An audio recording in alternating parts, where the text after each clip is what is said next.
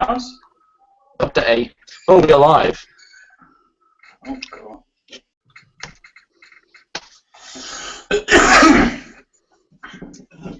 I think Kieran's gone. No, I'm still here. I just haven't got no picture for some strange reason. Okay. Hang on a Feel minute. free to introduce us, Kieran. Right, ladies and gentlemen, boys and girls, we're all sitting comfortably. This is going to be the first episode of the Combined Operations podcast. We've got together a bit of a multinational squad together for you, so hopefully we'll be able to have some good discussion, address some things that we feel need addressing, little hints and tips, stuff we found. We'll probably even have some special guests now and again through the various episodes. Right, so first, basically introductions. So I thought what I'd do is basically just go with distance from myself. So the first one is people might know from the Tabletop Battle Patrons group and the General Bolt Action group is Mr. Matt Rattenbury. Evening, Matt. Hello. G'day. Also the owner of this YouTube channel. Yeah, we'll see about that one. Next on the list, the man who's pushed the headwear for this podcast straight into the stratosphere and is I mean, from my camera angle, it looks like a vaguely what's that Shasha Baron Cohen bloke? It's Ali G. I thought he was wearing a condom on his head. Well, that's yeah. Well, unfortunately, he is German, so anything goes. I'm sure. So everyone say hello to Mr. Frank Saffron. Hello. Yay! Yeah, I'm here. Hello. Good evening.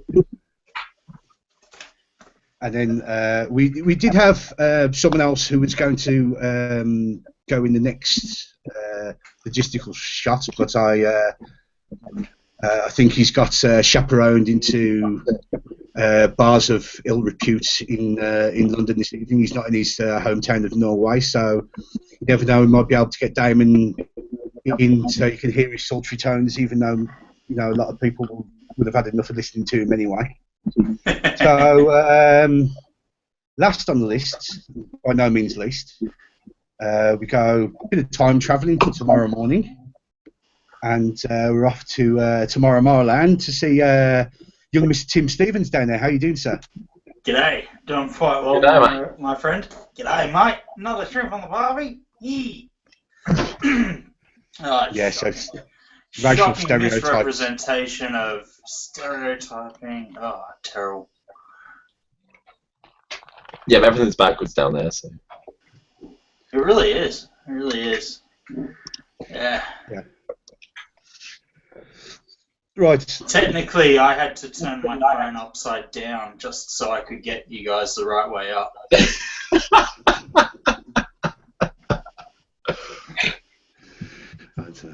I don't know. Yeah. Right, we were going to do a bit of a live feedback from Salute today, but like I said, Damon's been dragged around various bars. He's missing in action. So He's probably high on KFC, mate. I was hoping he's got all my models that I want. Yeah, there's definitely some kind of greasy bucket he might be involved in, but I don't think it's KFC, mate.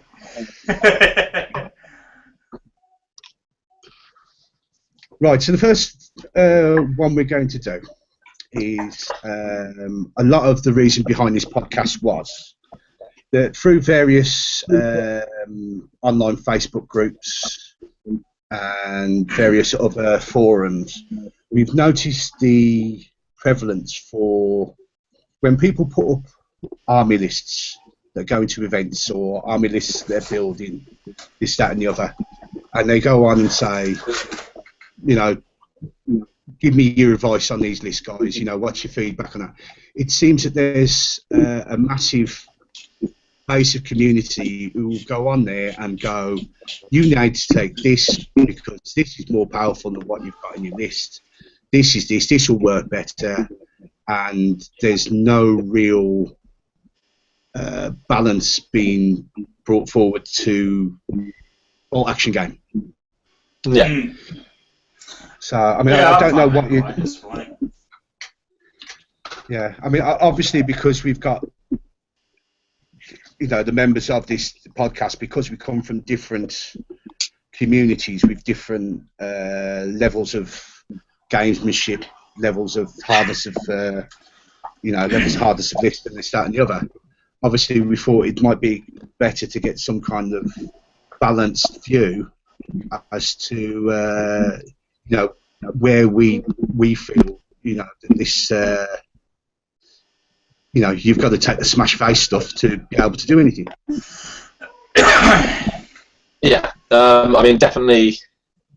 From my side of it, I'm a very casual gamer, so I like variety, and I like fielding different things on the tabletop to try them out. So when someone is, I think you see a lot, assault rifles, pumas, and howitzers. It's quite different when you're playing in a tournament to when I'm having a game at home. I'd agree with that. Yeah, from my point of view, I'm a TO down here, and I also play in the odd tournament.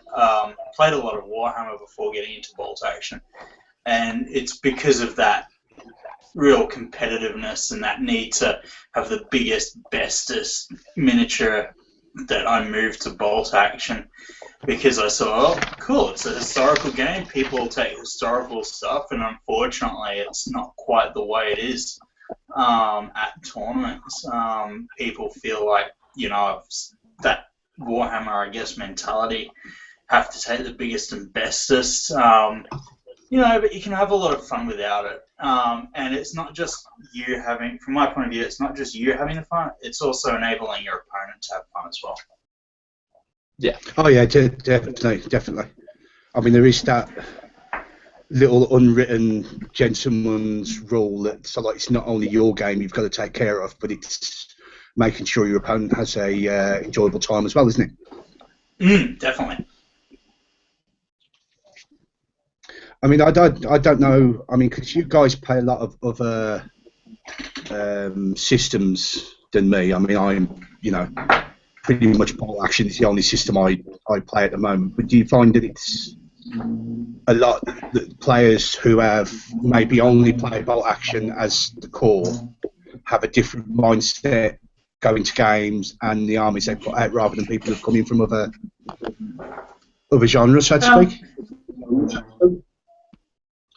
Not necessarily. I think with bolt action, you find that a lot of units come across the main army list. So your Britain will have your AEC Mark III, Germany has a Puma, and so you find a lot of similarities across the different lists.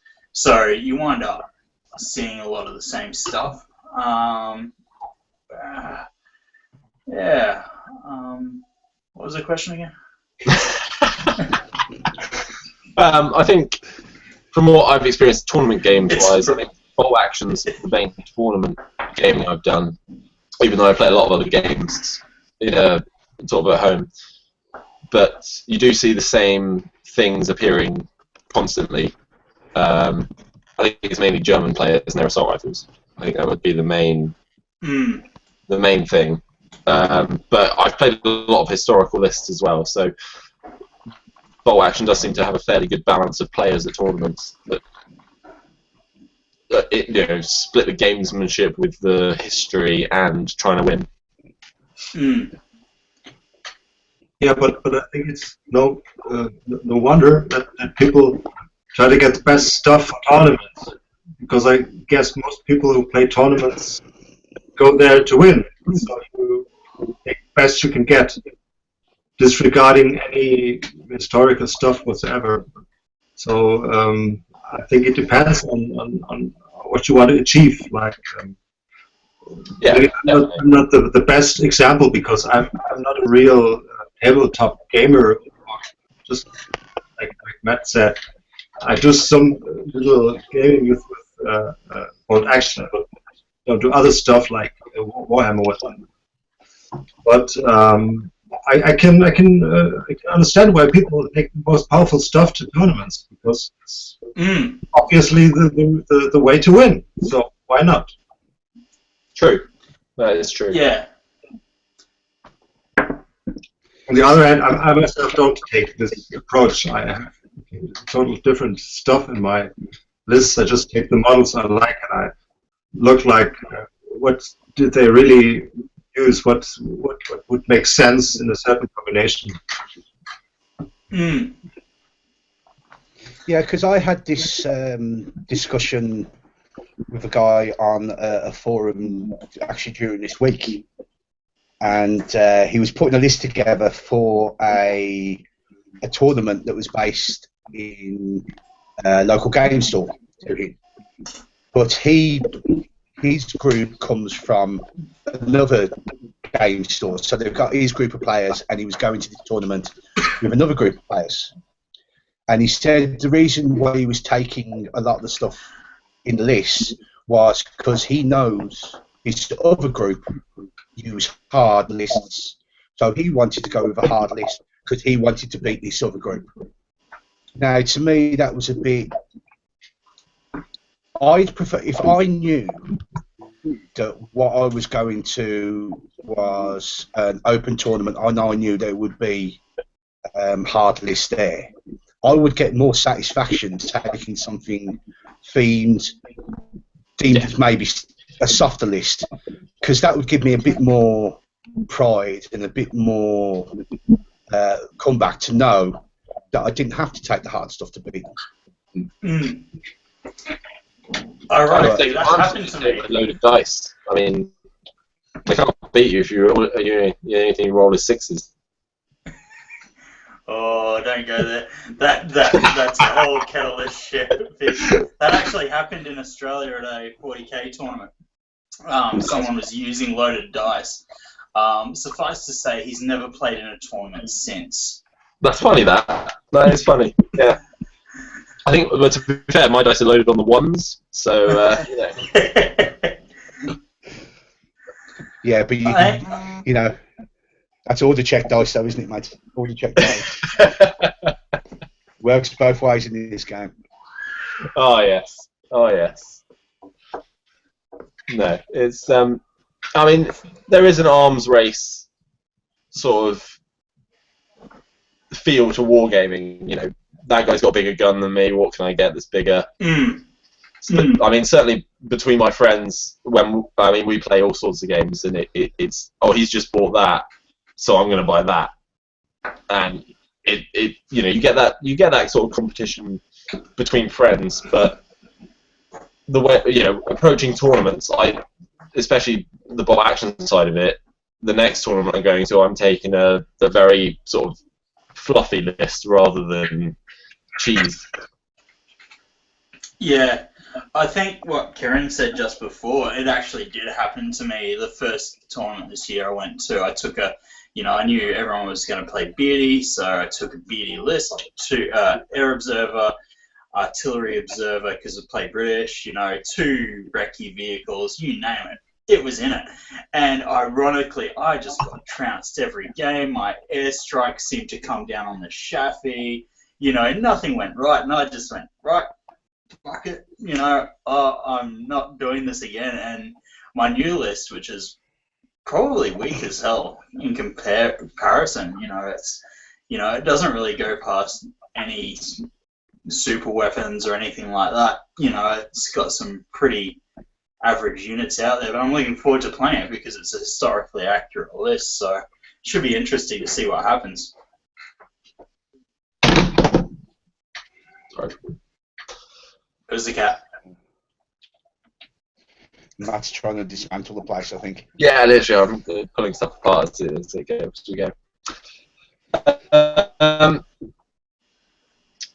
So, I mean,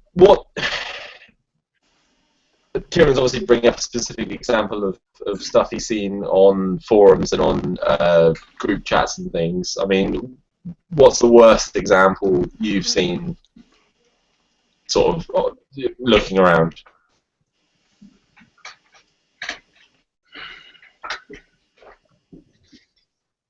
I'm just trying to think what's the worst.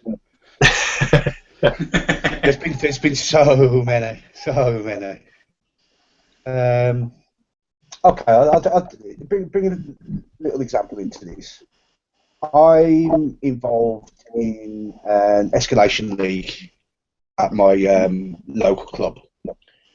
Now, one of the reasons why I went into this is because it's the normal standard 500, 750 point, 1,000 point stages.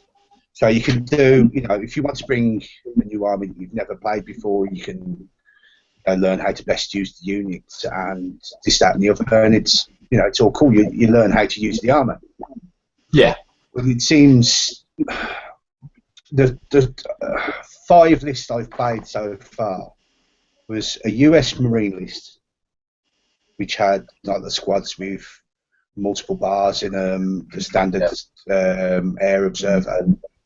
2 American lists, both Rangers, which is, I mean, you guys know, but probably the people who don't listen, that I have a bit of a violent reaction sometimes when I say the word Rangers. But it's one of them. Careful. Yeah, I know. I'm choking it back as we speak. Choking it back.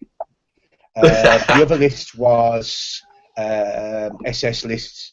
So, automatic rifles out of every hole you can imagine. And the last one, which was, admittedly, the guy is trying something new, but the new stuff he's trying is fins. And we all know something fins are quite... Sorry.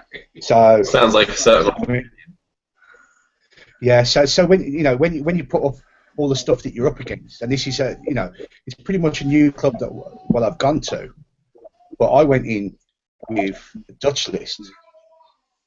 Now, which looks beautiful, by the way. Thanks very much, thank you. But you think if you're going into a tournament and you're a league or a tournament, and you think, right, you're going to come up against hard units, and you wouldn't think that putting a Dutch infantry list out that I'd stand any chance at all. But it comes back to my big philosophy is if you know how to play the army you've got, it doesn't make any difference if you've got the hard units. Mm.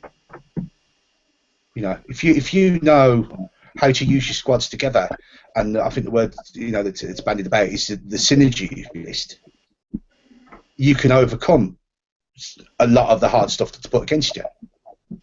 So yeah, that's just my feedback on it a little bit, I think.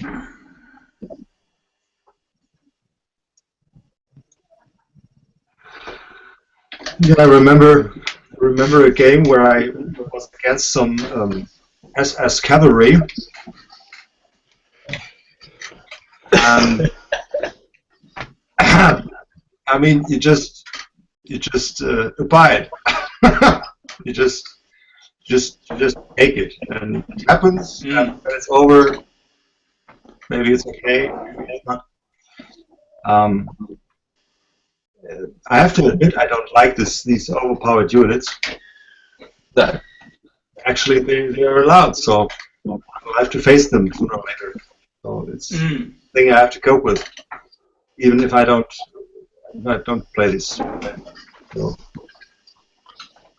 I think, bolt action currently, obviously, version 2's out this year, which I'm looking forward to. I think it's pretty balanced in terms of across all the forces, but there are certain units that seem to crop up again and again and again in every army. Cavalry is one that, as a British player, I don't have any access to. Which is a shame, because Perry Miniatures have cavalry. Yeah, I know. and they look really good too. Yeah. So, I mean, is cavalry something that a lot of people are seeing now? I mean, I know my friend's got a few, but I haven't. I've always found it quite easy to deal with them because they're just there. So they either run away or. Well, actually, I do not know. Do the Russian army in full action? Do they have a cavalry army unit? Yeah, Cossacks, isn't it? Right. Okay. Yeah, that's historically correct because I read of Cossack attacks on German troops, which were absolutely devastating, and so yeah. Okay. In 1943, there was actually an ambush of a German column that was fleeing the Eastern Front, and the Russian lines let them through specifically so the tanks and the Cossack cavalry could charge them down, and it was a massacre by all accounts. Yeah. I'd love to put a Cossack army on the table. I just think for painting all those the woolly hats and everything, the modelling wise, what you could do with them would be absolutely awesome. I think. Oh, they'd look awesome. I mean, admittedly, they'll be hit with the cheese hammer as soon as I started putting them out the box and putting them on the table. But oh yeah, you would definitely have a cheese hound. Yeah, but I don't think it's only the cavalry, but it's also the super heavy artillery on a playing field, which is more or less, I don't know, 200 by 500 yards.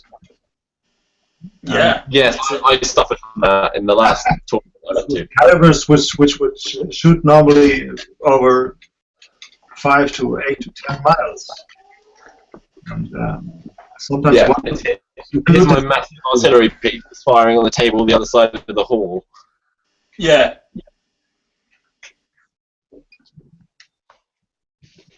I mean, it's swings and roundabouts. I mean, everyone can argue.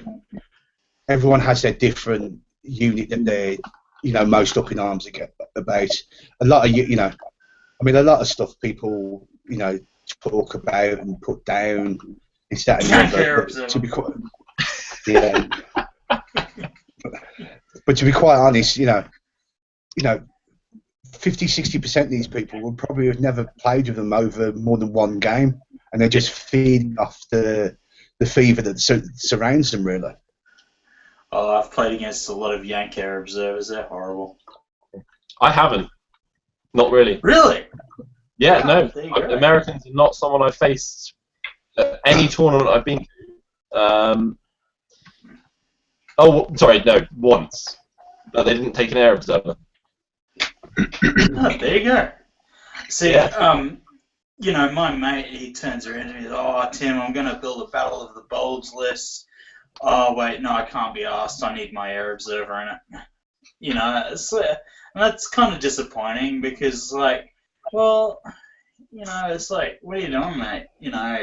Do you want, to play something that could be a bit fun, a bit different? Paratroopers without the air support that they had throughout the North European campaign, or, do you want to, just keep going with the cheese? I do like cheese. I do like cheese. I do like a good camembert, but it's like I don't know. I just I've used a flamethrower vehicle once. Once. Yeah, I know, and we're going there. We're going to talk about flamethrower vehicles, and I'll never use one again because they're just. Are we actually talking about flamethrower? I think Tim's got something to bring off his chest, so I think we better let him go for it. Yeah, go to him. Well, I took a Wasp flamethrower carrier, which does that count as a vehicle? Pardon? Does that really count as a flamethrower vehicle? Well, it's got tracks and it's got a flamethrower on it. So yeah, it's a nice little vehicle, and I trundle it up behind another recce vehicle, and it's just delete unit, delete unit, delete unit, which is incredibly satisfying. But my opponent's like, oh my god, what the hell? Because he's never seen anything like it before, because they're all banned from tournaments. So, yeah. Of course, they're not banned from everything.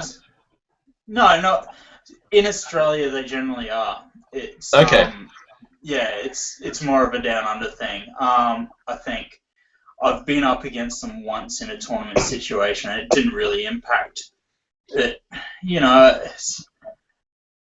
I don't know. I just wouldn't take it again. I just felt it was too overpowered, and it took away from my opponent enjoying the game, and that's what we get back to is my opponent enjoying the game as much as I am? Well, in this case, clearly not.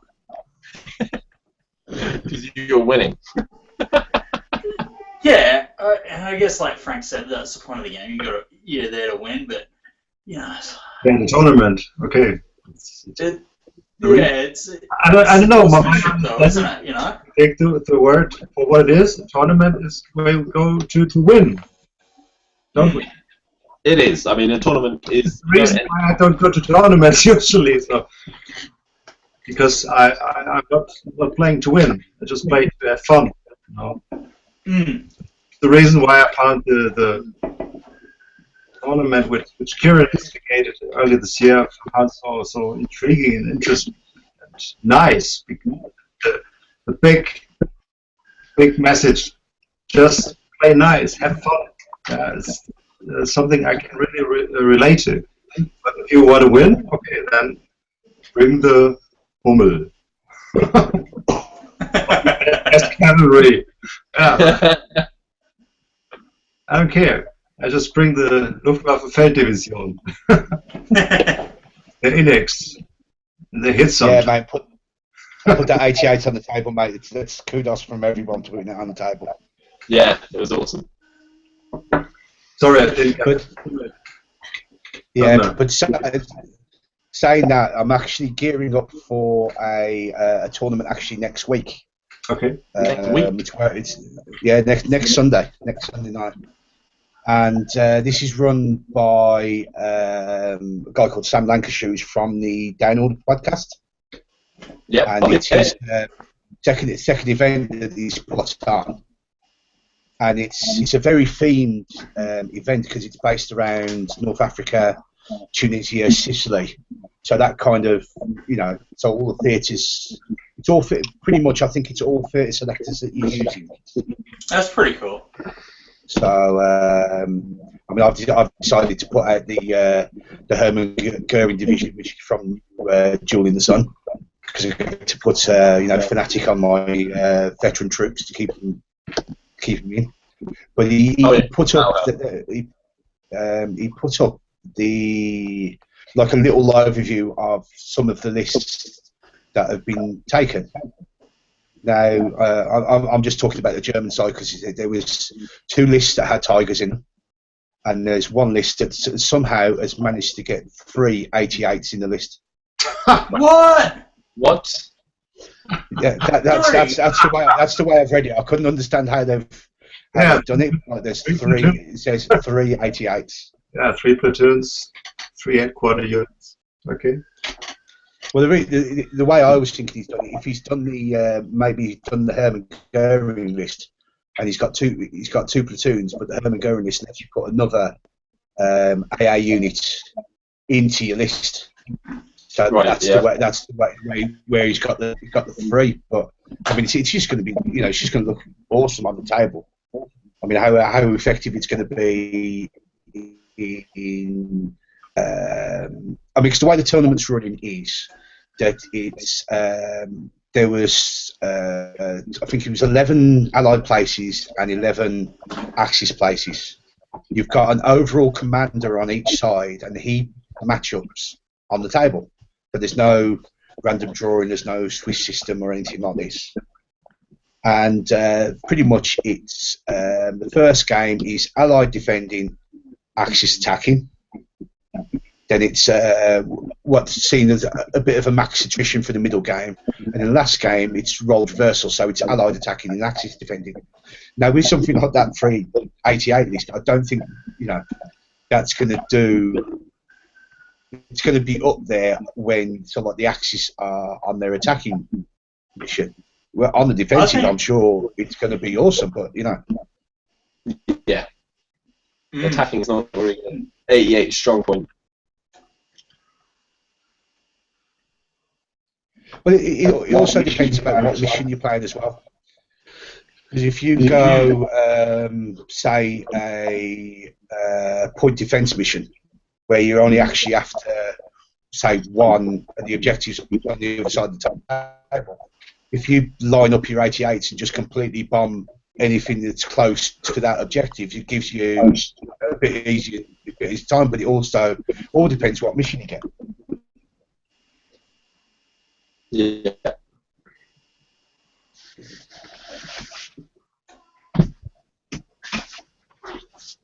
Wow, Matt just walked out in disgust.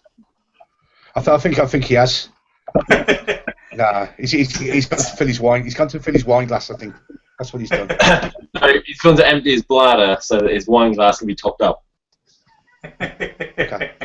Well, we could talk about. I mean, if people are to like listening to this as to like the MP3, this is not going to be any good. But can you just see the state of his bed in the background?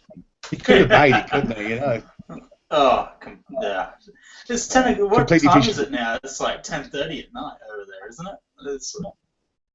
Yeah, it's about that. Yeah. So it's probably just woken up. Yeah. Well, maybe. I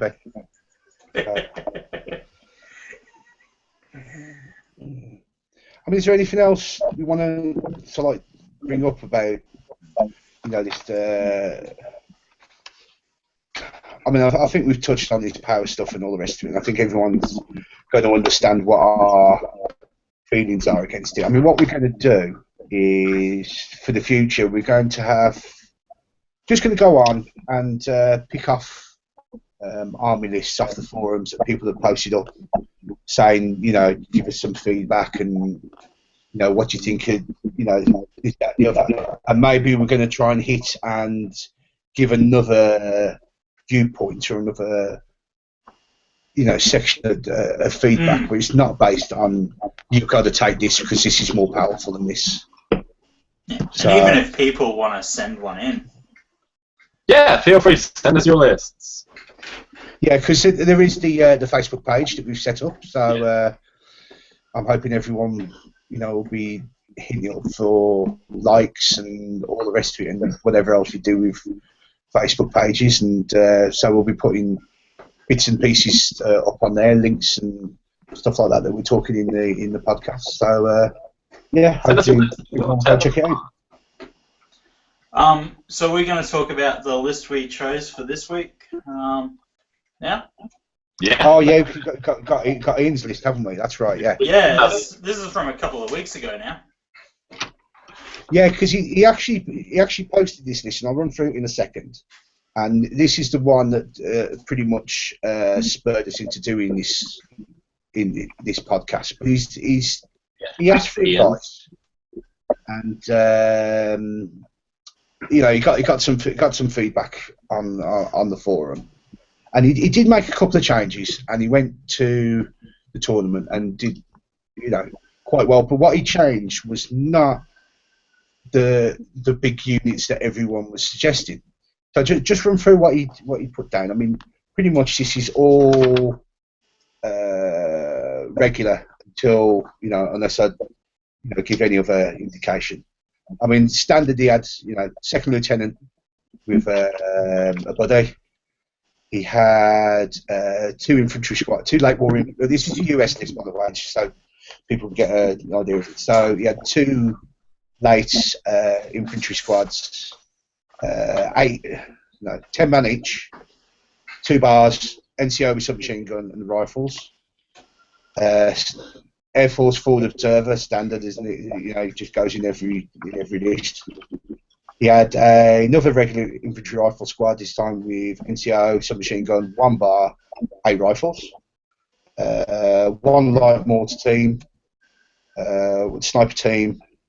He took M8 Greyhounds, and this was a big one that caused a lot of people confusion. He actually took the M8 Scott. Now, I've never seen that vehicle on the table. I know it's pretty much something that he'd only just picked up, so it's probably the first time he was using it as well. And then on top of that, he had one Jeep, which had the medium machine gun, M3 half track that had the heavy machine gun, and then the last thing on his list was just an inexperienced Jeep.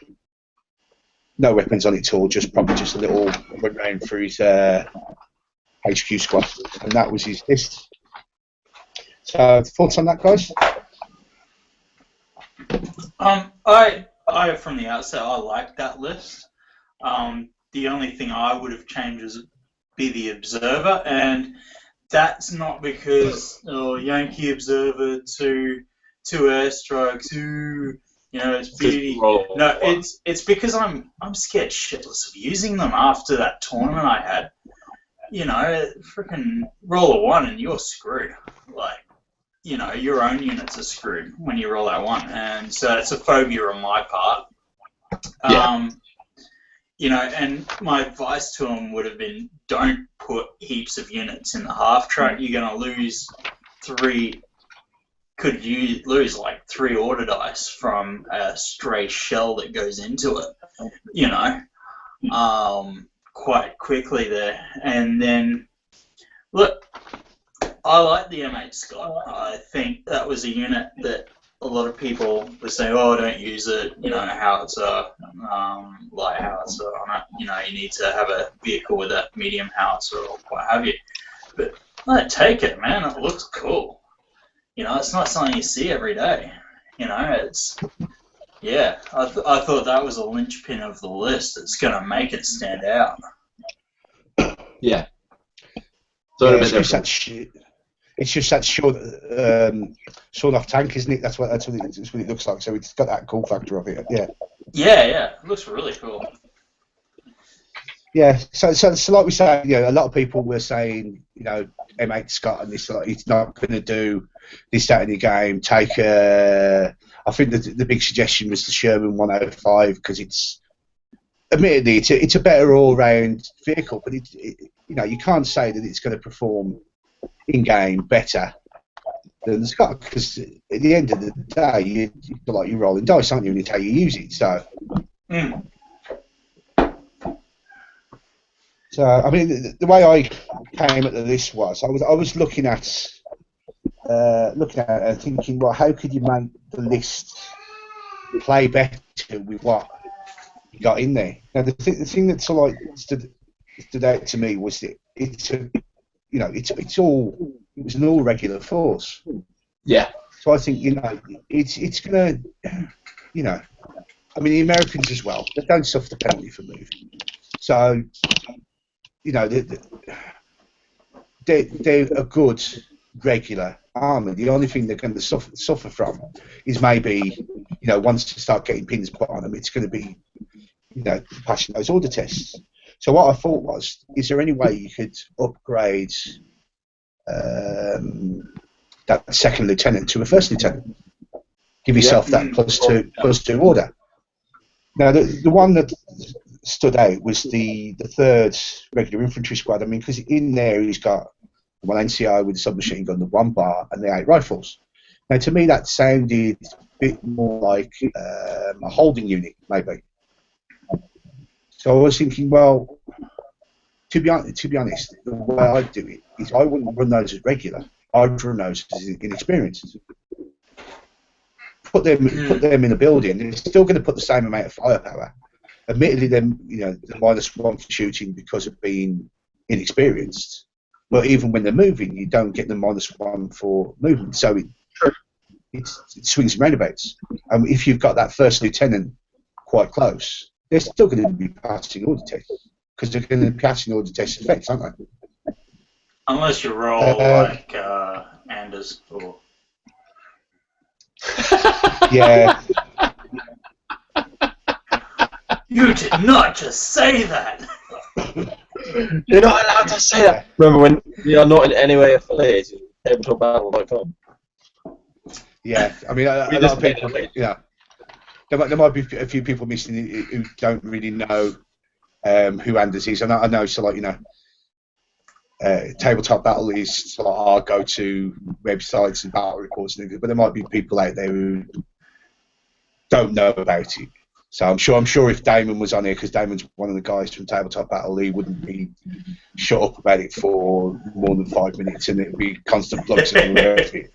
But Anders is one of the guys who's part of the battle reports, and he's got the nickname Fubar King, probably for no fault of his own. He probably just rolled one in the first video they ever did, and he's just got something the moniker. But I mean, he always seems to be there or thereabouts when he's playing against the other guy, so I don't think it's.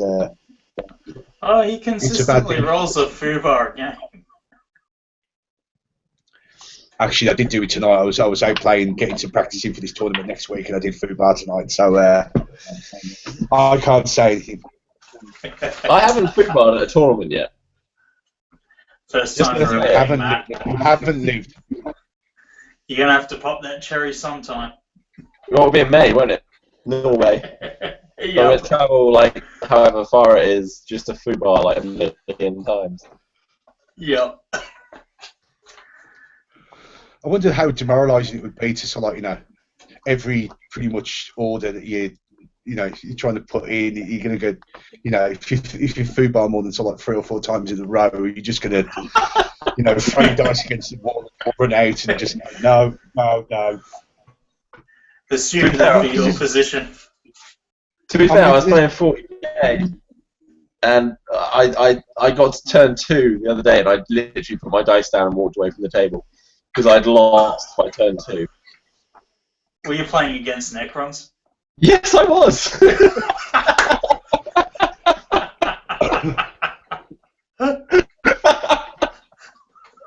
It's funny you should bring that up.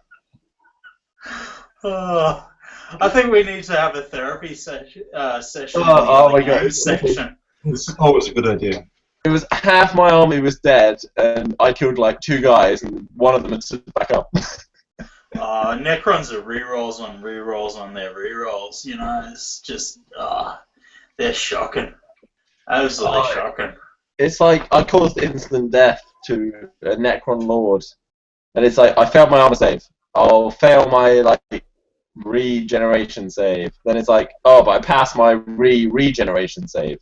Oh, yeah. So you're not dead. That's the one thing I do like about bolt action. Once you're dead, you're dead. They're not getting back up. Yeah. It's Unless like you've got a medic and you roll a 6 and you're extremely lucky. I took a medic for the first time the other day, actually, and he actually saved a few guys and made his points back, and I was quite surprised. Oh, that's good.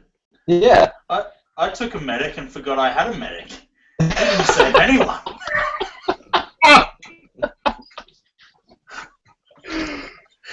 Frank's changed his headgear. Yeah. Cool. Straight into the berries. Hey! Gotta change. Sorry. Oh yeah. So where were we? We're talking about Ian's list. Take this one. Yeah. All right. I've completely lost where I am. Yeah. So I don't know anymore. Matt, what's your thoughts on Ian's list? I like it because it's got some random units in that I would not have seen otherwise. I like the Scott. I think it's a good choice. It's not something that you would see every day. I take the Centaur for my British Army, which is the howitzer sort of Cromwell tank, which I have not seen anyone else take so far. I've seen it used once, and that was against me, and it missed every time. So yeah, I've had mixed results with it, but it's a unit that I'm fond of now. And I think you just get these attachments to random vehicles. What's Frank got? That's a Scott, isn't it? Oh, Rubicon, Yeah. Scott. Yeah, Frank's waving his snub nose tank in front of the camera. And that is the euphemism for stuff. I might get you wrong. Anyways. What are you talking about? Sorry. Yeah, so I mean, I spoke to Ian a couple of days ago. Well, I spoke to him. We had a Facebook conversation, as you know, the standard is nowadays. And I was asking him, you know, he took the list. He made a couple of changes to it. I mean, the only What were changes the changes? Basically, he dropped 2 guys from that regular infantry squad, the ones with the 1 bar in, and he upgraded his sniper to veteran. That was the only 2 changes he made. And I was speaking to him, you know, how did it go on? You know, how did he do? How did the list run? Basically, he come back and said there was 2 standout units that he had over the front. The first one was the light mortar team that he took. He says that every single game that he made it points plus backing units that he took off. So that's cool. And the other one he had was that M8 Scott. He said he absolutely fell in love with using it. So I was saying to him, you know, what were your results like? And he said he ended up having 2 wins and 1 loss. Now, any tournament you go to, no matter what list you take, if you get 2 wins and 1 loss, I think you're going to be, you know, pretty chuffed with it. So I said, well, you know, what was the reason that you lost that game? And he said, it's because of my forward air reserve. He come in and just took half the army off. So, you know, that's the one. Again, we go back to it. Everyone says, you know, playing, you've got to put the herbs over in, you've got to put this in, you've got to put that in. But it's those units that come back and bite you in the ass. So did I just call that right? Did I just say that right? That the air observer was like evil? No, you got it completely wrong. Well, technically, Tim, you are in some. So you're listening. You know, you're listening back to this. So bit of time traveling. You're answering questions. We're throwing the answers. You know, you all know the answers too. Actually, can you Google how my day goes tomorrow? Because I wonder. You're at work tomorrow, right? No, Sunday tomorrow. Oh, it's gonna be a beautiful day, mate. Oh, awesome! It's gonna be sunny. It won't be There's better another than today. earthquake in Japan. Oh, today was lovely. I was at work, so but the actual day was lovely. What? So you didn't have the snow this morning then? Yeah. You'd be too far south for snow, wouldn't you, Matt? No. Yeah. Tim's snow is slightly frozen rain, mate. I know you don't get it down there, but you don't normally get much weather down there. It's hot and sunny every day. Bloody weekend. We get fully frozen and round, about the size of golf balls. Tends to total a lot of cars.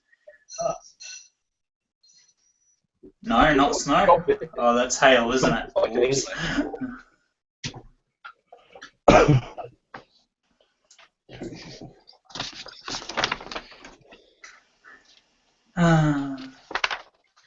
You know what? I just made up a new list for Moss.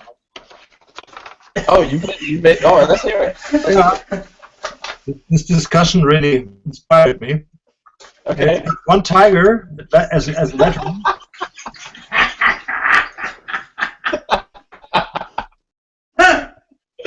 Yeah. What's funny about that? It's a veteran tiger. It's a second lieutenant. It's two grenadier squads, and it's more or less it. It's like in the end, it's 1, 2, 3, 4. Oh, just 9 auditors. Oh god. With 2 half tracks, which I shouldn't use, according to Tim. Anyway. No, use half tracks. Just don't put 20 units in them. And those poor guys have to travel with something. They just can't go by foot. So I'm some 20 units of inexperienced Japanese. That's my kind of thinking, you know.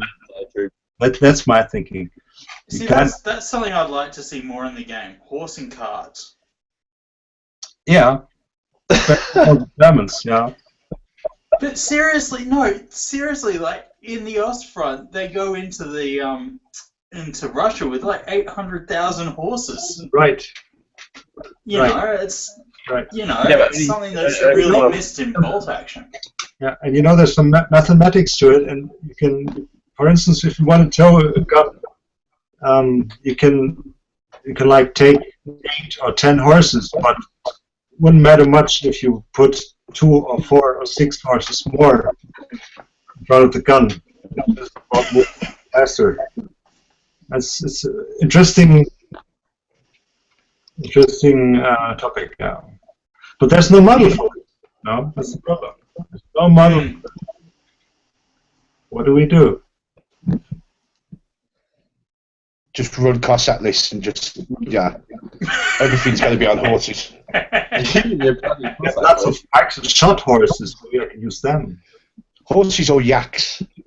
They have yaks in the Cossacks. Hmm. I know the Finn models have got the reindeer pulling the sled, haven't they? So, so put some yaks in the Cossack list, that'll do. Our recce platoon still uses emus, so, I thought it was kangaroos. The emus are coming, the emus are coming. What about the kangaroos with a little mine up there? Oh, they just... Yeah, what is called back? Well, at least with the emus or the kangaroos, at least you know you're always going forward, never backwards. Kangaroos are supposed to be very aggressive. Oh yeah, they box and everything, don't they? Yeah, kick. They Kick kick. and bite and spit, don't they? I think spitting. That's more yaks. That's yaks. What's that, Skip? You want me to kill Matt? Yeah. Well, you never know. They are bringing this. What is this? This Conflict 47 out. So you never know. There might be yaks. There might be kangaroos, and they'll. Mutant kangaroos, man. Mutant kangaroos.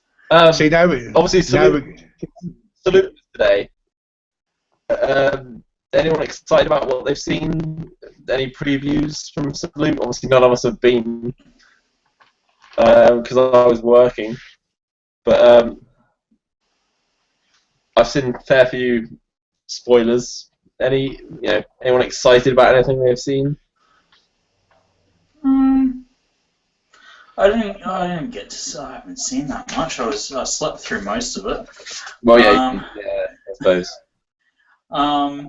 Yeah, I think Conflict 47, that looks quite interesting. I just don't know if I really want to get into the Weird War. Yeah. That said, I do have some Nazi zombies already made up. Here we go. Where are they?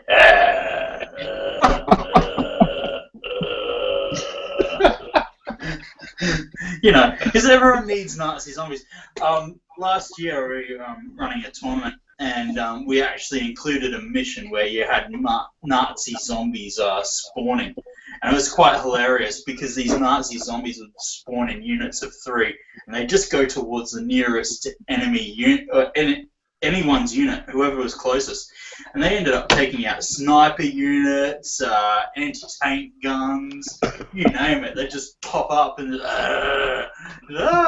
and players didn't know what to do, but they weren't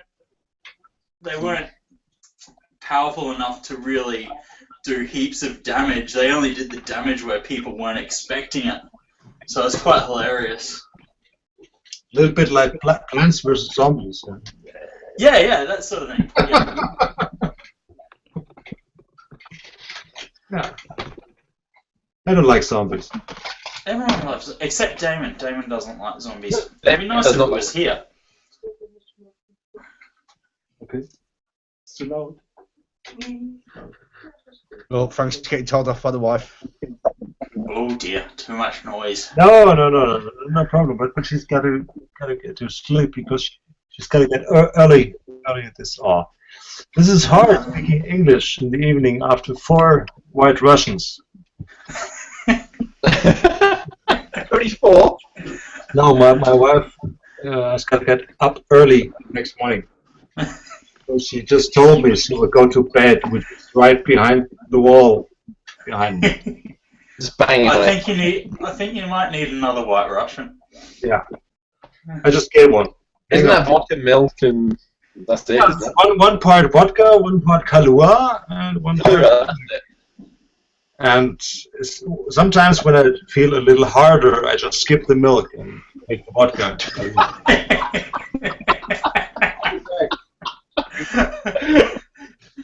You can definitely tell he's part Russian. Oh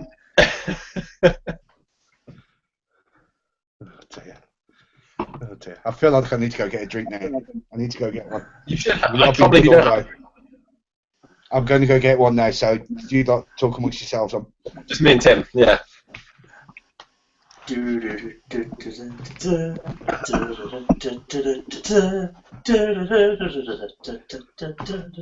Here's our musical interlude by Tim Stevens. I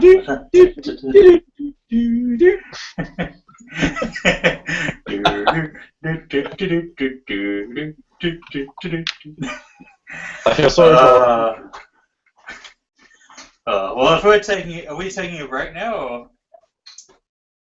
well, no, we can't actually take a break because I think it stops the whole thing if we take a break. But I need to go to the toilet. You can go to the toilet. I'll stay here by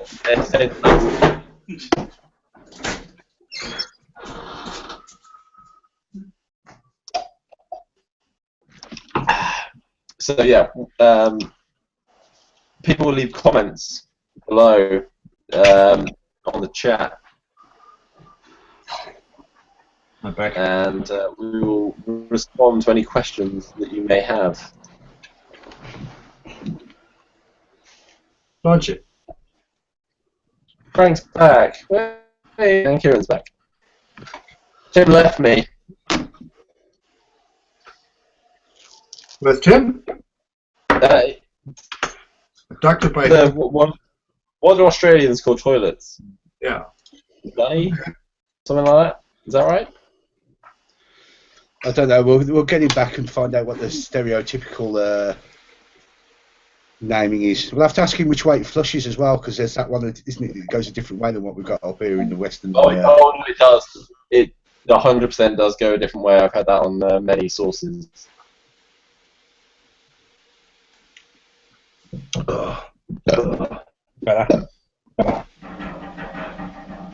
Kieran, I hope I can accompany you to the UK in October. I hope so as well, mate, because you've already paid your money, haven't you? Yeah. Actually, I'm still waiting on everyone's feet. Got some from Oh, so relieved. visa agency here in Germany, and I just kind of complained and maybe got banned from going to the UK. I don't know. Oh, Tim. Mate. Tim's back from the dummy. To just get yourself to Calais, mate. There's loads of boats going from Calais, even if you can come into the country or not.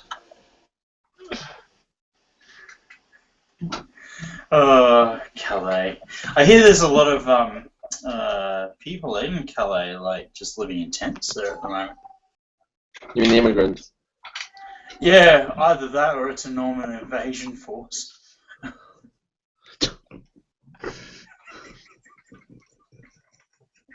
Yeah, I just I phoned with. I asked Alright, so. them to buy an invasion barge, but they ran out of it. They don't have it. What was. Sorry? What? Oh, you keep talking.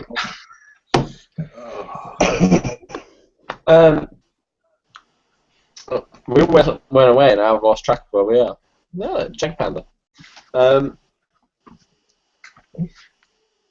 What's that? Yeah. So I think probably what we'll do for the when we put it out as when we do the editing for the MP3, I think that, a lot of that session might be cutting room floor for future. I just plan on editing director's cuts.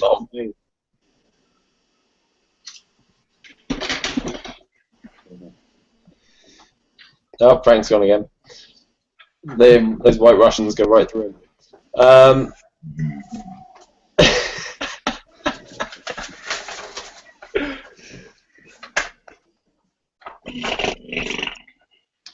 So Tim, your latest army list. Yes. Has it's armored. Yeah, it's armored car recce platoon actually, and it's based around the Desert Rats. I've been reading The Desert Rats in Northwest Europe by Patrick Delaforce. Really good book. Well worth a read. And the book takes you from Normandy all the way through to Hamburg and the Operation Plunder. Really good read. And that between that and Andy being who isn't here with us, I think we were going to go to a cross, but that didn't happen. But he's supposed to be. Yeah, between that and talking to Andy about the 11th Hussars, that really inspired me to do an armoured car recce platoon. So this list features units that you don't normally see, and I'm really looking forward to fielding them. Just got to get my hands on a couple of them. Just waiting for them to come in through the local distribution, etc. So yeah, the army list it's 1,500 points for October. Features Daimler Dingo, 2 Daimler armoured cars, Staghound Mark 1, and a half track with a 75mm gun on it. Then the actual motor platoon to go with that has 3 half tracks, second lieutenant, I believe, 3 8-man sections with light machine gun, NCO with Owens submachine gun? Yeah, or is it Sten gun? One of them. Anyway, submachine guns and what was it? Light mortar, PR,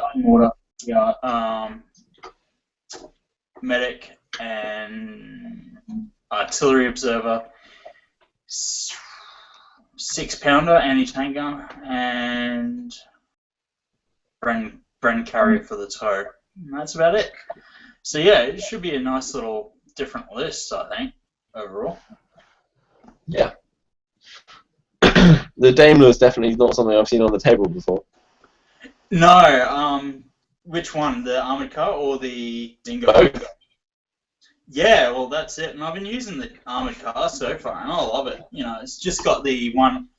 It's Armour 7, just the light anti-tank gun and coaxial medium machine gun.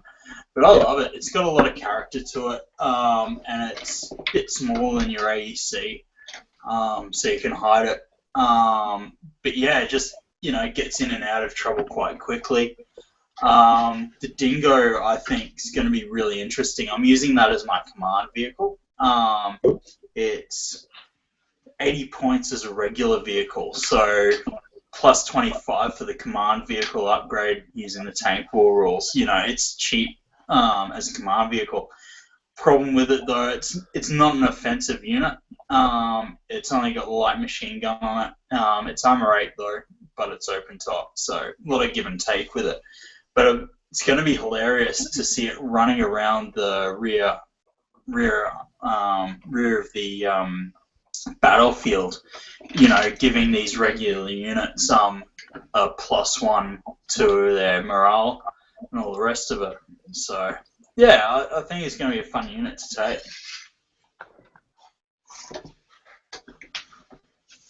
Yeah, that's that interesting. May look really cool. Yeah, I'm taking a Humbar for the next tournament. It will be different for me. because I'm used to taking the AEC like everyone does. So taking a Humbar will be slightly different with its autocannon. Yeah. The autocannon's a great choice. 2 shots plus 2 armor, penetration value. I really like the autocannons. Probably ineffective against a tiger. But that said, if they're taking a regular tiger though, and they roll crap to see what happens to it, you're gonna be putting pins on it regardless. If you're lucky, you'll get a late production tiger as opponent, and you get very thin armor. Yeah, let's hopefully I'll play against him. Badly welded.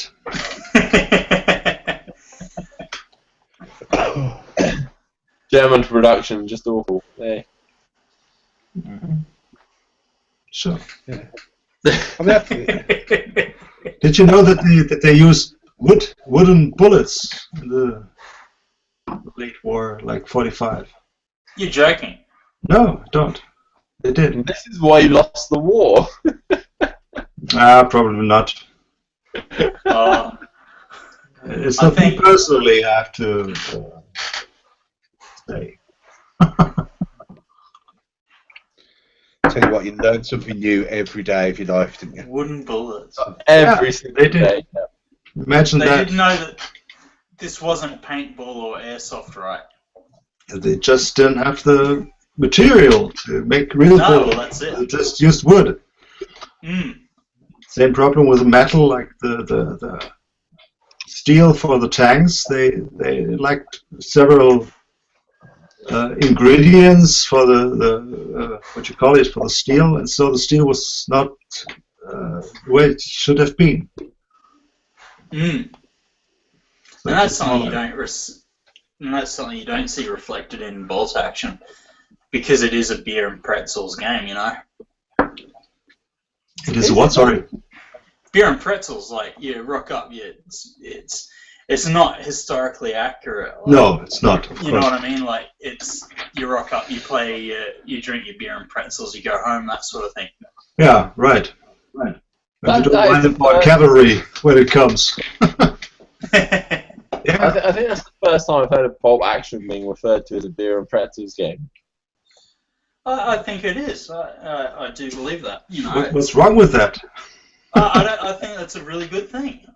You know, it's something you can casually get it accessible. It's not like you've got page after page of rules dictating, well, this unit didn't have X and this unit had Y, therefore this should happen. And, you know, it gets into a lot of abstractions when you start going that way. Which is fine if you want to be absolutely historically accurate, but it doesn't really help for playability of a game.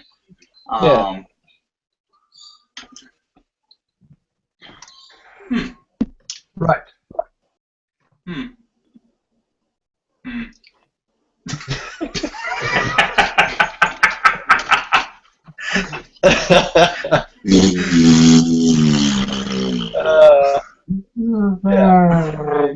Yeah. Am I missing something here? Did I just hear a Stuka or something? No, I like to play with this thing. Kieran, Matt, you need something to play. Camera. But you're not playing with me, mate. Dirty German kid. Wow. Yeah. So, I mean, going to that list that you're taking to. Yeah. Is there any units or vehicles or stuff that's in the game that you've never actually taken in a list or in an army that you just really want to put on the table? I mean, Yeah, Daimler Dingo is one of those. Yeah, Daimler Dingo is one of those units. I've never seen it in any tournament or game I've ever played, so I'm really keen to get that on the table. The other one is the half track, the 75mm half track.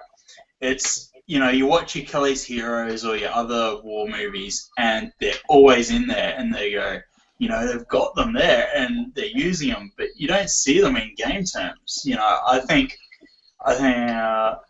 there's only two companies that make them. I think that's JTFM and Company B. And Company B, JTFM, it's on the to-do list, so it's not they're still working on it. They haven't actually released it to the public yet. So, I'm really looking forward to getting that miniature on the table. It's going to be a lot of fun.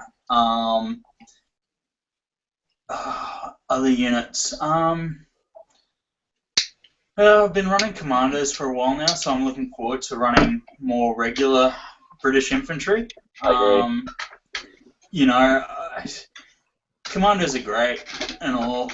I don't think they're especially overpowered, and they're not underpowered, but I think, it's the regular infantry that were the backbones of these armies, at the end of the day. And they're the ones that made the difference. You read about the 1st Rifle Brigade, and at Villa's Bocage, it wasn't the tanks that held the line or made the difference. It was the motor platoons that went in there with their anti-tank guns and their PRs and knocked out these Tigers or immobilized them so they could hold Villa's Bocage. So, yeah, I'm looking forward to that whole motor platoon element in the game as well. Yeah, it sounds like it's going to be, fun to play anyway. It's kind of the thing that appeals to, definitely to me anyway, So, Matt, is there anything that, you never taken on the table that you want to take? Well, Any? I've got some Gurkhas that I picked up at a recent tournament. I smell cheese. I've got one squad in my whole army that's going to be veteran. It's going to be my Gurkhas, because my historical list lets me take it. So I'm running a Tunisia army in the next tournament, and I'm going to take a small squad of Gurkhas, which should be a bit different for me, trying to get up close rather than trying to sort of protract in a ranged firefight, because I'm very much of the commando veteran list at the moment. So we're going to take something completely different and try some Gurkhas and loads of regular infantry. So I don't think it's bad listing wise if you do have that balance between your stronger units and you balance them out. It's sort of like that gentlemanly.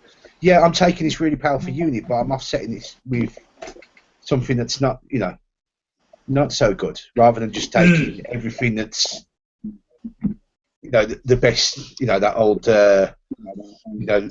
line for the American army: be the best you can be. Take the best you can, because that's the only way you'll do anything. So I'm taking all the shiny stuff. Yeah, exactly. Yeah. So Frank, anything you've never taken that you want to put on the table? Yeah, probably SS, for instance. Playing German, I won't play SS ever, because just the name SS stands for everything what this regime meant, so I just can't use it. But beyond that, I don't think that there's anything I would not use.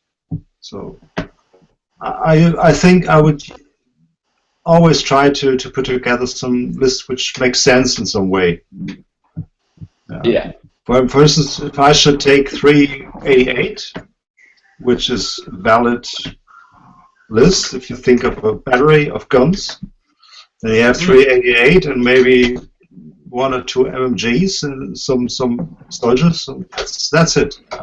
Okay, you have to make do. You can't put in some heavy tank there. It won't make any sense. Yeah. So I think as well that's something the bolt action game is missing, because you read about these battles like especially in North Africa where they'd have these they'd go up against batteries of 88s all the time, and you just get one or two platoons, you've only got two 88s. It's like, well, I'd kind of like to see a battery of them. No reason you can't in your own friendly games, though. I think that's the difference between friendly games and tournament games. The tournaments are restricted to the lists that are available for friendly. You can pretty much put whatever you want on the table as long as your friend agrees to it. Yeah. Mm-hmm. Yeah. I see what you're saying. The one I've always wanted to put out in a game, I love it because of the name of it, and I love it because of what it could do, but I'd love to put a whirlwind on the table at some point. That'd be awesome. It is. Everyone's. It's that archetypal. It's armoured, but it's open top. But man, who cares? It's called the bloody whirlwind. I mean, even that should give it some extra shots and extra anything in the game. But it's cool. But it's just finding one in scale though, because there's some out there, but apparently they're a little bit here, there, and all over the place. So doesn't Warlord have one? No, Warlord don't do one. No. I just had a look the other day. There's no whirlwind anywhere. Just Tamiya does one in 1-48. Yeah, there's Company B. They've got the actual turret, so you can swap the turret over, but it never seems to be in stock. Right. Yeah. And you've also there's another company who do the Berliner Bus range. I can't remember the name of the company, but they've got one as well. But that's it's a bit of an odd scale. I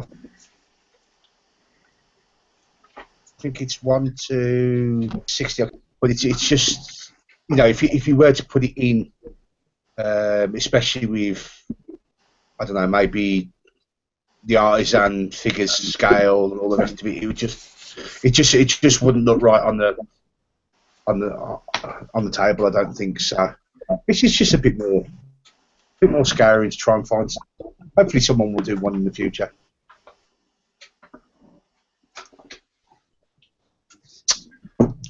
So, that leads us on to the next bit we're going to talk about. Is there any, models, stuff that you've found in the last, in the recent future that you think, needs a bit of plugging out on here? So,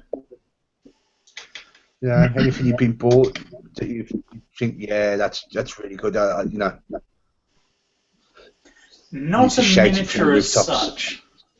Not a miniature as such, but being a painter and all the rest of it, I got this book this week. Sorry, we're going to talk about it. Yeah, go on, Tim, talk about it. Awesome. It is an awesome book. Mick Jimenez has done an awesome job.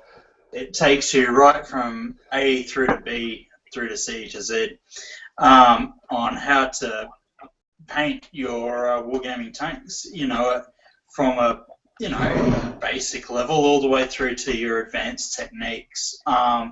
He talks about cleaning out your airbrush, using it appropriately, different techniques.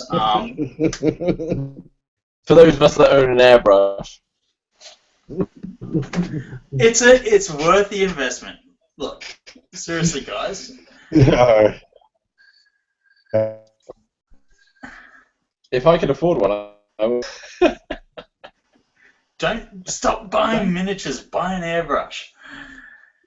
But yeah, no, it's a really good book for the painter. Jamie Tranter from Rubicon Miniatures put me onto it. goes through everything, using your enamels, all the rest of it.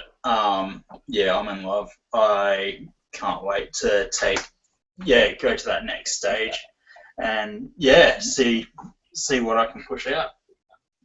You are,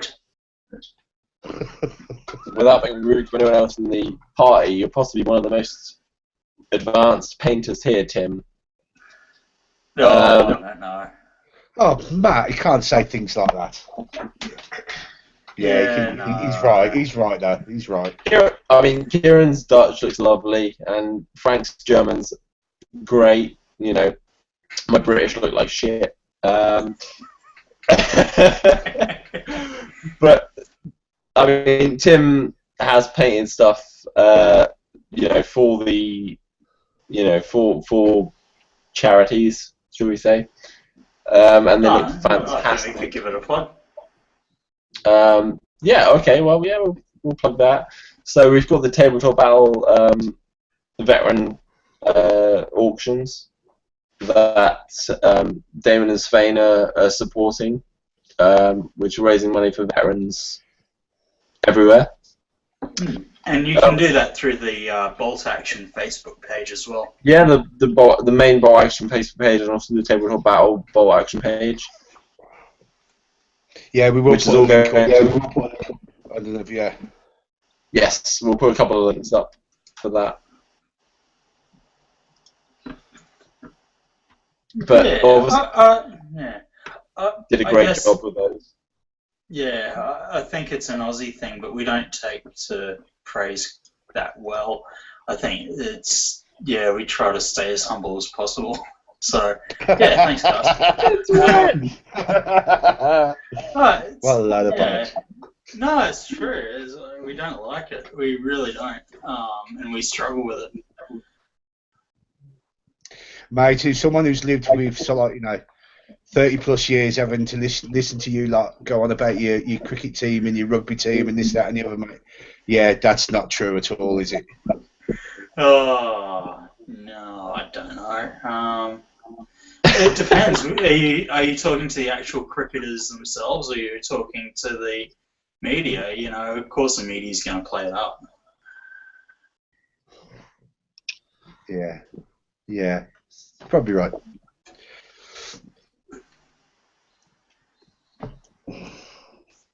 All I will say is, was it Johnny Wilkinson? His bloody left foot.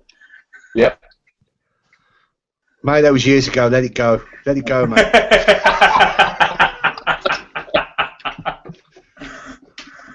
I think you guys should hold on to that. Yeah. I mean, come on, I'm Irish. We've got nothing to be proud of. Yeah, you do. You got the. No. You're not Guinness.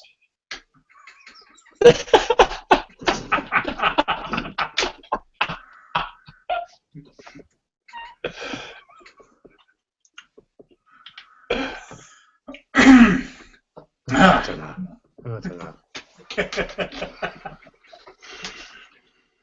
Right, so anything else? Or do you want to talk more about your book? No. I'm done with the book. I think, You're done with the book. You've read it already. You're done. Yeah. What's inside the book? What is inside the book? The book is called Painting Wargame Tanks by Ruben Torregrosa. I don't know, it's all Spanish to me. And Mig Jimenez. It's worth the 30 odd euros you pay for it. How's that? Why is it worth it?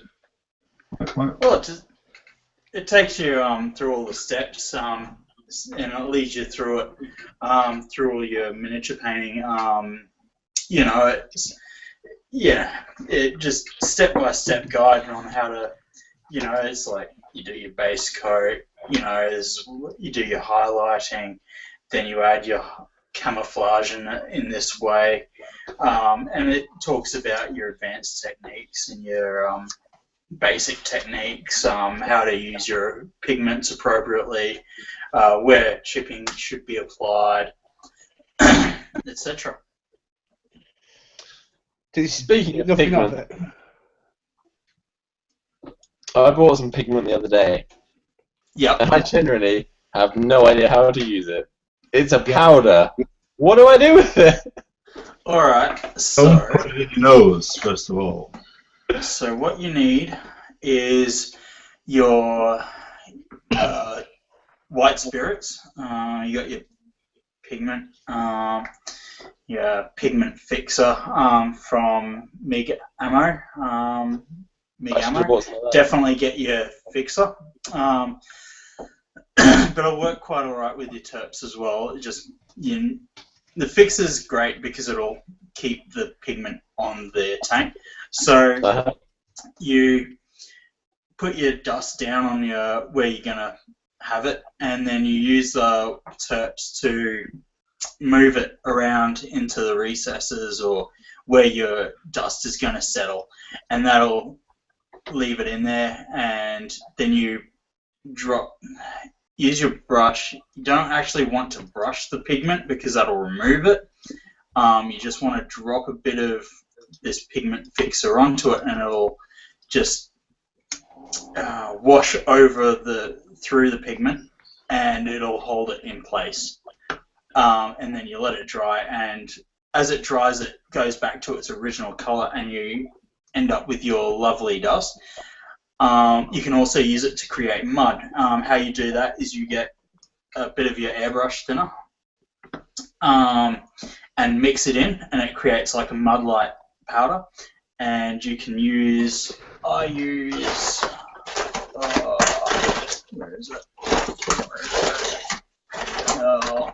A sculpting tool. I don't know where it's gone, but yeah, use a sculpting tool to just place your mud over your tracks and into your recesses. Where you use your reference pictures as well to see where it settles. Does that help? Yeah, definitely. Because I literally bought it on a whim, and I was like, I have no idea how to use this. Yeah, it's not just the pigment you're using though. That's one of the early things I learned was, you've got your pigment and you can put your dust anywhere you like, but the dust just doesn't stay on the tank, and that's the big problem. That's why you need your pigment fixer, your thinner, and your white spirits. It's good to know. Sure. Right, so we've been going for an hour and a half now. Does anyone have anything else that they want to bring up that's like massively burning on their chest? I think my chest is on fire. Nope. Nothing burning here. Good, I think. Are you sure?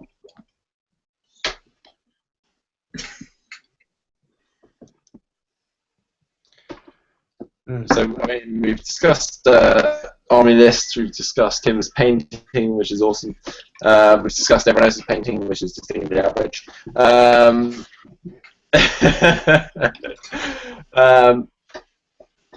So I think at this point we'll call it a day there. Obviously, people will be able to watch this video back if they want to on my YouTube channel, which, if they're watching it now, they will have seen anyway, but we'll post some links in relative Facebook pages. We'll also have this available to download as a podcast. With some Are we going to be editing? Stuff. Are we editing this? For the podcast, we are, yes. Yeah. Otherwise, it's all saved. Cool. It'd be a shame though, because it'd be a shame because we'll miss all Frank's hat changes that have happened during the. Yeah, I have even more. I can give you more. Anyone watching this as a listening to this as a podcast will miss all of Frank's hats. Just. Aww. All I've got of Frank is just a picture of him. What? Oh, I can't actually see Frank. I've just got his picture. Really?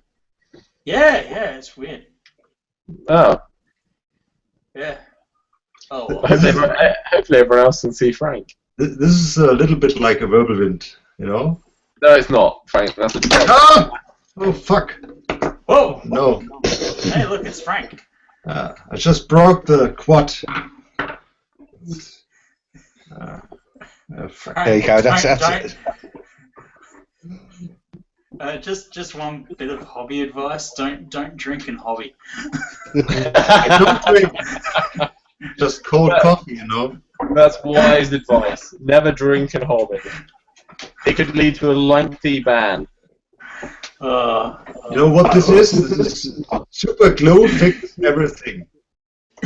Yes. Also, don't super glue and drink. I don't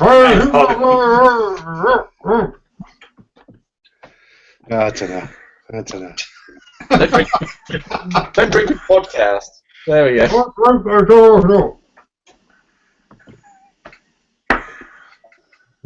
Sorry. Hey, Damon messaged me. Go on, The what's the war excuse? is over, Damon. It's too late. Can you still talk? This He's is probably got the shits. What's that Oh. say? Missing the podcast. Yeah. Yeah. yeah. Yeah.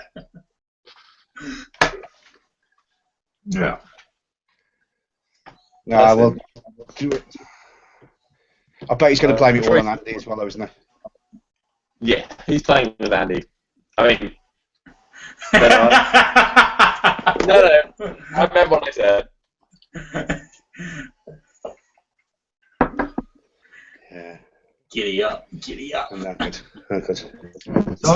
So, anyone got any idea for the next topics? Next topics. Well, anyone can comment and give us their lists if they want us to rip them apart. Bring it on. And I mean, I'm sure Tim will have something painted that will look beautiful that we can comment on. Oh, I'm working on some Imperial Knights for 40k at the moment. Yeah, I don't know if they'll be. I don't know if they'll be painted up in time. Speaking of Imperial Knights, the new 40k boxed game. Renegades. Renegade, that's it. How much is it over where you are? How many pounds? I think it's £120. Oh, that's interesting. It's $245 Australian, so it's not really worth it me buying it from the UK and getting you guys to send it to me. Nowadays, they actually seem to be evening up the price, which is really good. I think, yeah, I mean, the price to me sounds fair for what you're getting, which is two of the Imperial Knights plus some scenery. Yeah, and it comes with both types of knights too. I'll just hang on a sec. Whoa.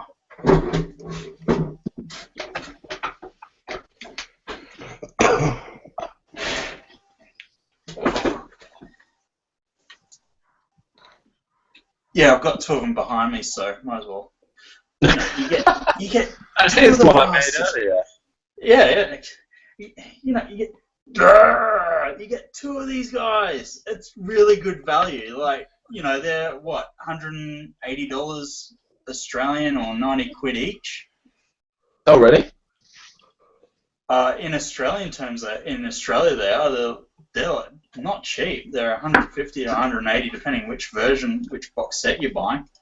Yeah. So you're getting like $50 Australian off right there. That's great. I think they definitely seem to have, with their box sets, adopted a decent price discount. With their box games. The Death Watch Overkill and the Betrayal at Calth and everything in between seems to have been fairly fair. Yeah. I'm really looking forward, maybe halfway through next year, getting my hands on Betrayal of Calth. Like, it's a great deal. You get 30 Marines, couple of HQs and Terminators and a Contemptor. It's great value. Yeah, I literally just bought it. I've got it in, it's here. It's still boxed at the moment, but I intend to get it out fairly soon. That's what she said. Hey! First one, had to get it in. I've just had a comment from Chris King, that he's seen it for £96 with free shipping. The that's all right. The Renegade box set. Well, we've actually got 96 quid with free shipping. Yeah, we have two people. That he's seen it for 2 people. Oh shit! Everyone wave. Hey! So who's watching? Who's watching us? Well, Chris is obviously, and Hi, Chris. And someone else. It doesn't tell me who, but I assume Chris is watching live. As we speak.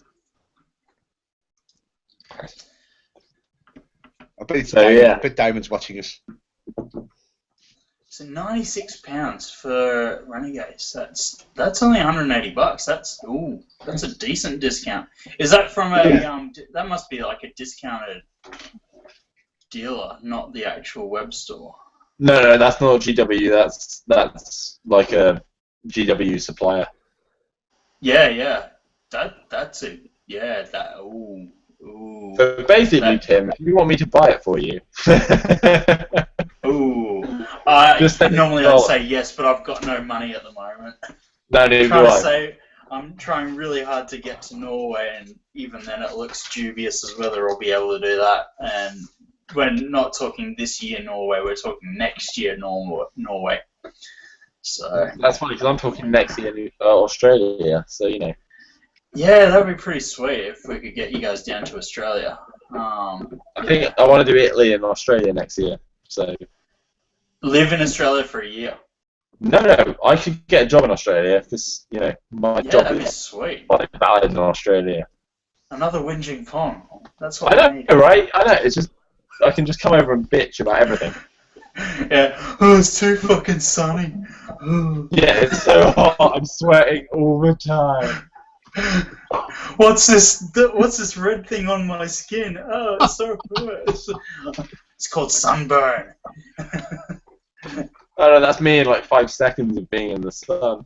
That's just called being a gamer.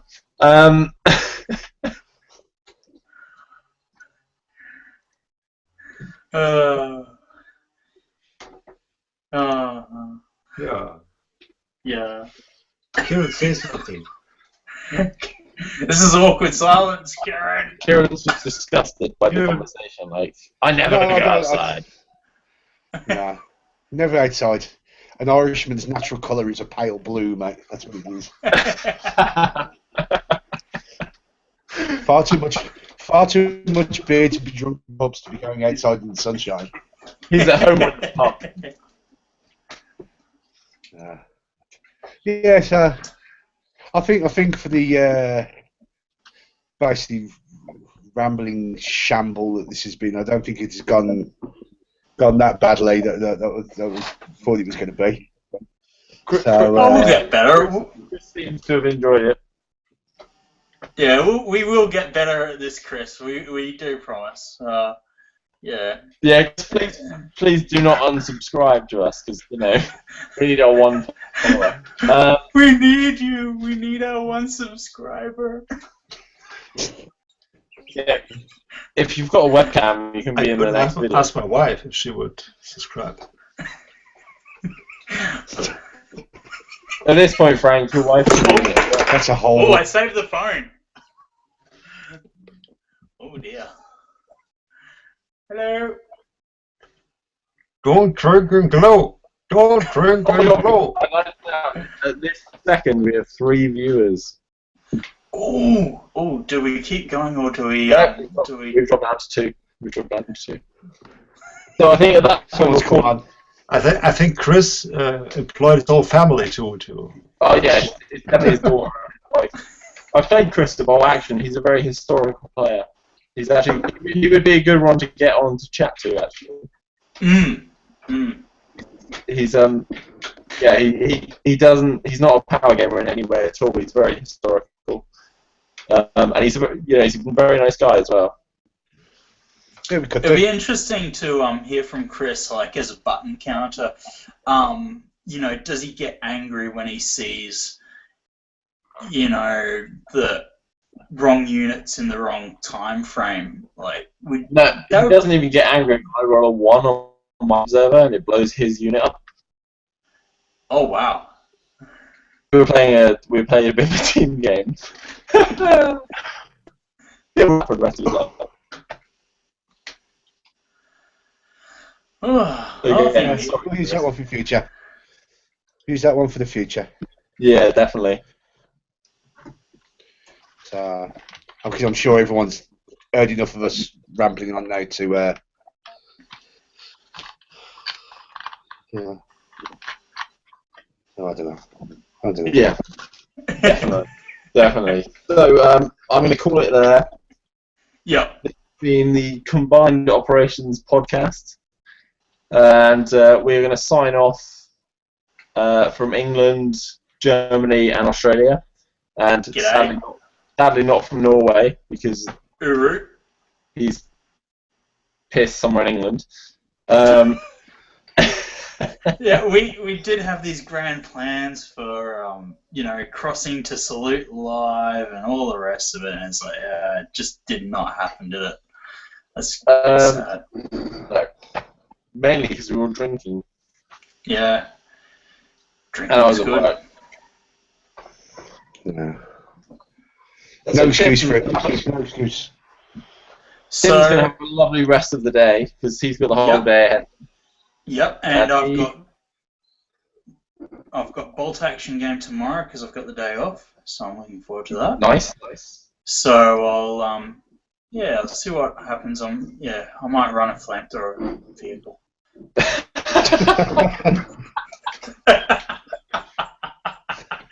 Just kidding. No, Jared, I'm not gonna. No, he's just kidding. I'm not gonna take another flamethrower vehicle. I'm just gonna take 2. Yeah. 2 platoons, Churchill Crocodile in one, Wasp in the other. Will be said. And four engineer squads. The British don't have engineer squads. That's very disappointing. I know. Yeah, they have models for engineer squads, but they don't have an engineer. Yeah. Just do it like Julian the Sun is doing now with the multinational units. Take all your vehicles as grids, and then just take all your. That's what we need to talk about next week. Is the multinational army lists. Yes. Yeah. We'll bring that up. I need to read up the rules on that, but we'll bring that up next week. I'll learn about it on the spot because I haven't read Julian the Sun. No, you can't read. There's a difference, Tim. Yeah, I speak Australian. It's a normal book. He needs to buy one of those. Yeah, he needs to buy one of those upside-down books. I like my books with pretty pictures in it. That's why I get the how to paint books. Right, everyone say goodbye. Bye. All right. Bye. Thanks a lot. Been a pleasure. So it has been lovely talking to everyone, and we hope you tune in again for our live podcast episode 2. This will be available to download at some point in the future. We'll post it on the Tabletop Battle page and the Bolt Action page at some point, hopefully with some extra music and deleting all of Tim's parts.